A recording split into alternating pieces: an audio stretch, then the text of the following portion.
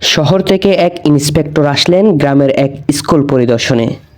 তিনি প্রথমে অষ্টম শ্রেণীর কক্ষে ঢুকলেন। এক ছাত্রকে প্রশ্ন করলেন, আমাদের দেশের রাষ্ট্রপতি কে?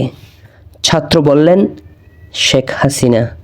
পরিদর্শক বললেন, আমি তোমাকে জিজ্ঞেস করেছি প্রেসিডেন্ট কে? ছাত্র বললেন, খালেদা জিয়া। পরিদর্শক বললেন, তুমি ক্লাস 8-এ উঠেছো কিভাবে? আমি তোমার নাম কেটে দিব। ছাত্র বললেন, আমার তো স্কুলের খাতায় নামই নেই, আপনি কাটবেন কিভাবে? পরিদর্শক বললেন, নাম নেই মানে?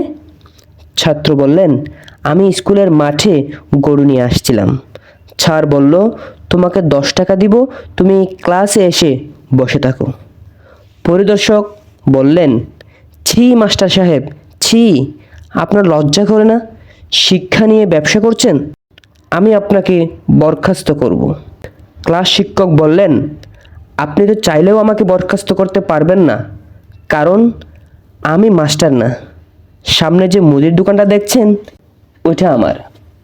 মাস্টার সাহেব আমাকে বললেন, শহর থেকে এক লোক আসবে, আমি একটু বাজারে গেলাম, তুমি ক্লাসে গিয়ে বসো।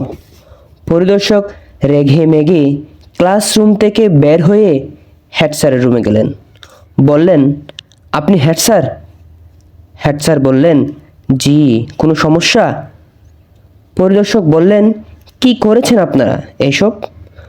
এসব নকল ছাত্র, নকল শিক্ষক দিয়ে স্কুল চালান? হেড স্যার একটু আমতা আমতা করে বললেন, আসলে আমার মামা এই স্কুলের হেডমাস্টার। উনি জমি কেনা বেচার দালালিও করেন। কাস্টমার নিয়ে অন্য গ্রামে গিয়েছেন। আমাকে বললেন, ইন্সপেক্টর স্যার আসলে এই 10,000 টাকার বান্ডেলটা দিয়ে দিও। এই নেন স্যার। পরিদর্শক একটু চিন্তা করে কিছুক্ষণ পরে বললেন, এই যাত্রায় আপনারা বেঁচে গেলেন, কারণ আসলে আমিও ইন্সপেক্টর না, আমার ভাই ইন্সপেক্টর। উনি ঠিকাদারির কাজও করেন। টেন্ডার জমা দিতে সিটি কর্পোরেশনে গিয়েছেন। আমাকে বললেন, তুমি আমার হয়ে পরিদর্শনটা করে আসো। সুদর্শক, গল্পটি শুনে কেমন লাগলো জানাবেন, এবং যারা ফেসবুক থেকে দেখছেন ফলো, আর যারা ইউটিউব থেকে দেখছেন সাবস্ক্রাইব করে পাশে থাকবেন। ধন্যবাদ, ধন্যবাদ সবাইকে।